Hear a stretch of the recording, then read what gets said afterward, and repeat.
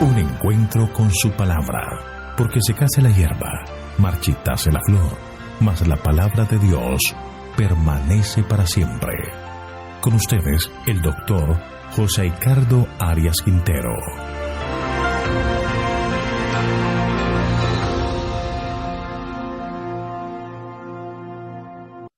Vamos a estudiar Jeremías capítulo 49. Profecías sobre Amón, Edom, Damasco, Sedad, Azor y Elam. Vamos a orar. Padre nuestro que estás en el cielo, te alabamos porque eres bueno, porque para siempre es tu misericordia. Gracias, Señor, porque siempre nos has rodeado de cuidados y nos has provisto una salida a cada una de nuestras necesidades. Por eso en este momento solicitamos la presencia de tu Espíritu para que Él sea nuestro instructor, nuestro maestro, nuestro guía, y que pueda abrir nuestro entendimiento para comprender tu palabra. Gracias, Señor, por tu presencia, pues lo pedimos en el nombre de Jesús. Amén. El capítulo 49 de Jeremías está en la sección final de este libro, donde el Señor hace 10 declaraciones poéticas con juicios para algunas naciones, pueblos o ciudades que de una u otra forma están relacionadas con el pueblo de Israel. Este capítulo está dividido en 5 partes, en donde están los juicios de Dios. La primera sección son las palabras de juicio de Dios contra los amonitas, versículos 1 al 6. Leamos los primeros 2 versículos. En cuanto a los hijos de Amón, así ha dicho el Señor: ¿acaso Israel no tiene hijos? ¿No tiene heredero? ¿Por qué ha tomado Moloc a Gad por heredad y su pueblo habitó en las ciudades del este? Por tanto, he aquí, vienen días, dice el Señor, en que haré oír grito de guerra en Rabá de los hijos de Amón. Será convertida en un desolado monte escombroso, sus aldeas arderán en el fuego, e Israel poseerá lo que tomaron de él, ha dicho el Señor. Los amonitas y los moabitas eran hijos de Lot, sobrino de Abraham, entonces pariente cercano de los israelitas. Eran vecinos de los descendientes de Gad. Los amonitas manifestaron constante hostilidad contra los israelitas en toda su historia. David, Jotán, Josafat lucharon contra ellos. En tiempos de Jeremías practicaron una política engañosa. Por un lado se aliaron con los babilonios contra Judá y después buscaron alianza con Judá contra los babilonios. Cuando Israel, el reino del norte, fue destruido, ellos tomaron posesión de la tierra de Gad, y posteriormente, cuando Jerusalén fue destruida, ellos demostraron gran satisfacción. A pesar de la cercanía con los israelitas, ellos adoptaron la adoración al dios Milcom, que algunos comentadores sugieren que es el mismo dios Moloc, que requería el sacrificio de niños. Ellos rechazaron a Dios y fueron antagonistas contra el pueblo de Dios. Estas dos cosas siempre van juntas. Un rechazo a Dios lleva indiscutiblemente a un antagonismo con el pueblo a quien Dios llama para proclamar la verdad. Este pueblo se consideraba seguro. Leamos el versículo 4. ¿Por qué te glorías de los valles, de tu fértil valle, tú, hija rebelde, que confías en tus tesoros y dices: ¿quién vendrá contra mí? Es decir, se consideraba inexpugnable, segura. Se levanta en tono desafiante creyendo que nada podrá hacerle frente. Por eso Dios levantará contra esta nación orgullosa un juicio de destrucción y cautiverio. Leamos el versículo 5. He aquí, de todos tus alrededores traeré terror sobre ti, dice el Señor Dios de los ejércitos. Serán empujados cada uno delante de sí, y no habrá quien acoja al errante.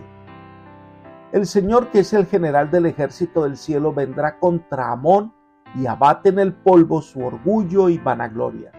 tanto que Gad volverá a ser dominio de Israel. Dios le muestra a esta nación quién es verdaderamente grande. Pero esta sección termina con una promesa. Versículo 6. Después de esto haré volver a los cautivos de los hijos de Amón, dice Jehová. De este verso podemos entender que el juicio tenía como objetivo ser una amonestación, un llamado de parte de Dios para este pueblo con el objeto de que ellos se arrepientan de su maldad y vuelvan al camino de su padre Lot, que era el de servir al Dios Todopoderoso. Dios amaba a este pueblo y deseaba su salvación. La segunda sección de este capítulo es el juicio contra Edom, versículos 7 al 22. Hay varias cosas que debemos recordar. Versículo 7. En cuanto a Edom, así ha dicho el Señor de los ejércitos: ¿acaso no hay más sabiduría en Temán? ¿Ha perecido el consejo de los entendidos? ¿Se ha corrompido su sabiduría? Los edomitas eran parientes más cercanos porque son descendientes de Esaú, hermanos de Jacob, padre del pueblo de Israel. Por eso en un comienzo Dios les pidió a Israel que trataran con consideración a los edomitas, pero lamentablemente las relaciones se deterioraron hasta que llegaron a una enemistad profunda, a tal punto que los edomitas se deleitaron muchísimo por la destrucción de Jerusalén a manos de los babilonios. Salmo 137:7 dice: Jehová, recuerda a los hijos de Edom cuando el día de Jerusalén decían: arrasadla, arrasadla hasta los cimientos. Los edomitas o idumeos llegaron a ser un pueblo numeroso e importante por dos cosas. En primer lugar, en su territorio estaban los valiosos yacimientos de cobre y hierro que eran explotados por sus reyes. Y en segundo lugar, controlaban las rutas comerciales desde el desierto a Palestina, al Mediterráneo y el gran camino real que iba hacia el norte, a Asiria. Así que llegó a ser una nación próspera y orgullosa. Temán era uno de los distritos tribales de Edom y tiene el nombre de uno de los nietos de Esaú. Sigamos estudiando Jeremías 49 y resumamos los versículos 8 al 11. Se describe la devastación en contra de las ciudades más importantes de Edom. Tratarán de esconderse en las cuevas más impenetrables, pero de allí serán sacados. Muchos niños quedarán huérfanos y afectará sobre todo a los varones, y solo Jehová se preocupará por las viudas y los huérfanos.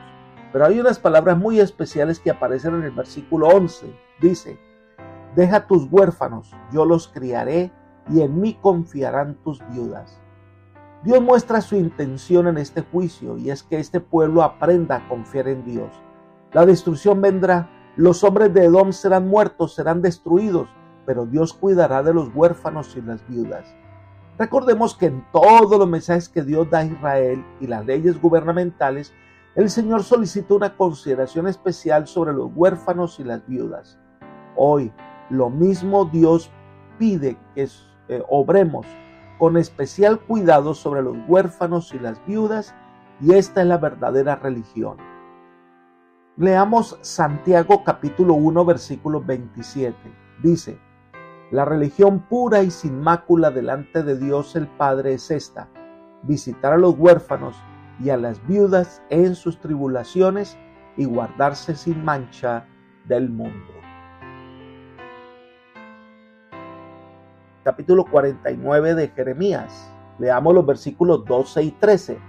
Porque así ha dicho el Señor: he aquí los que no estaban sentenciados a beber de la copa, de todos modos la bebieron. Y tú, ¿serás absuelto del todo? De ninguna manera serás absuelto, sino que ciertamente la beberás.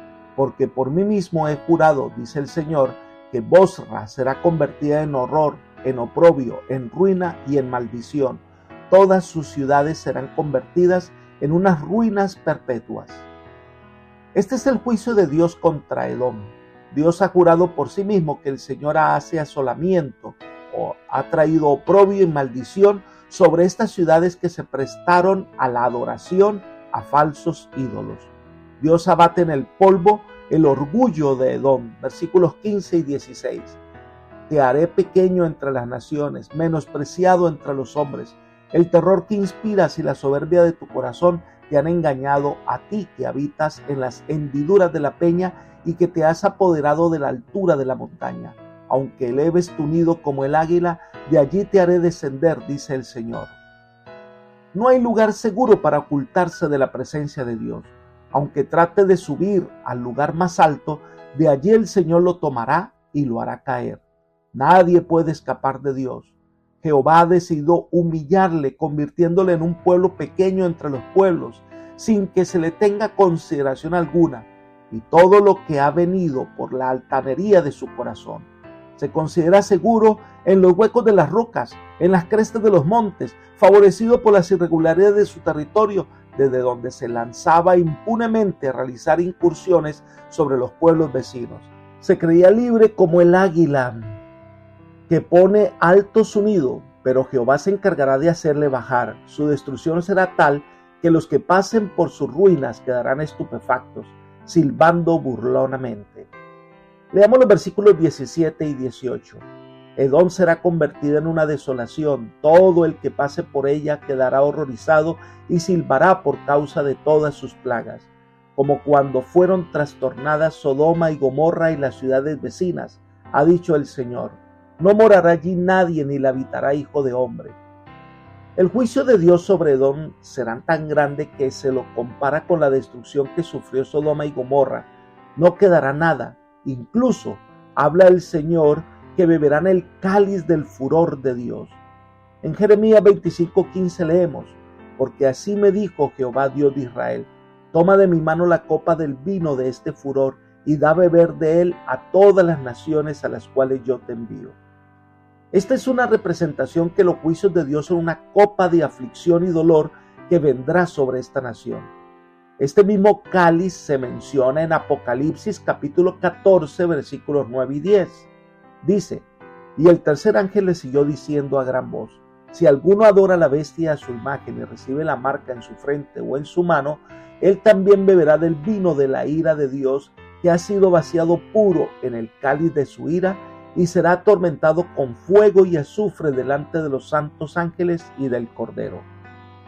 Este cáliz representa el juicio de Dios que vendrá sobre aquellos que rechazan a Dios, sus mandamientos, y deciden obedecer otro tipo de religión que no es la de Dios y que se opone a Dios y a su pueblo.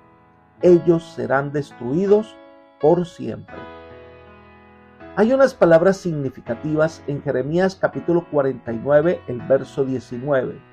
Dice, yo como un león que sube de la espesura del Jordán, al verde prado, muy pronto los haré huir de ella, y pondré en ella al que yo escoja, porque ¿quién es semejante a mí? ¿Quién me emplazará? ¿Quién será el pastor que pueda resistirme? Ante el juicio divino no existe nadie que pueda hacerle frente. Dios lo que se propone hacer lo hace y no existe absolutamente nada ni nadie que pueda impedírselo. Por eso el refugio más seguro es estar en las manos del Señor, porque nada podrá arrebatarle y lo que tiene en su mano Él lo protegerá. Pero aquel que se aparta de Él, no hay lugar donde pueda esconderse. Y termina describiendo que este juicio contra Edom hará que los hombres valientes tiemblen de angustia, versículos 20 al 22.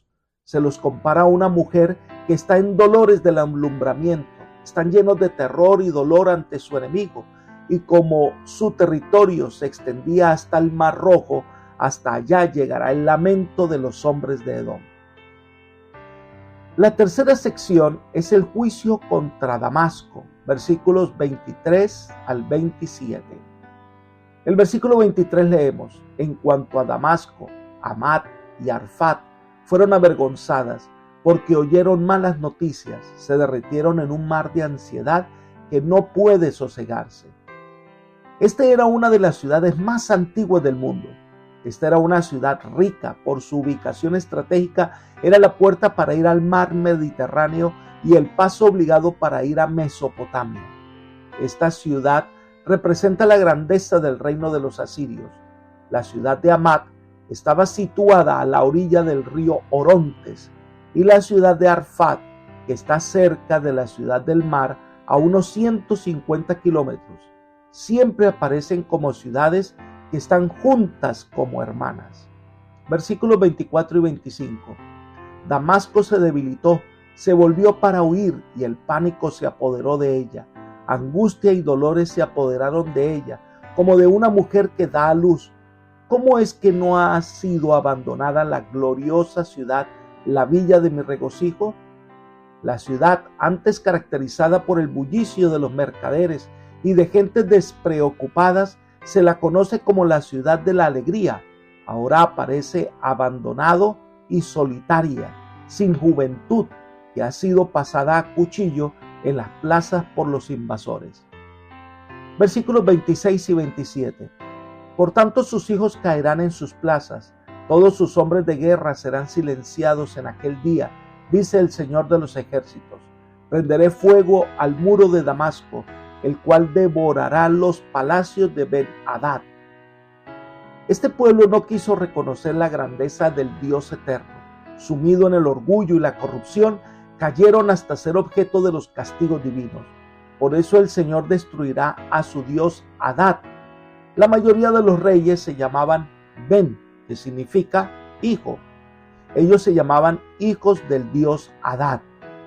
Pero este Dios era un Dios falso y nada pudo hacer por ellos en la hora de la angustia. La cuarta sección de este capítulo es la profecía contra Cedar y Azor, que va desde el versículo 28 hasta el 33. Leamos el versículo 28 y 29.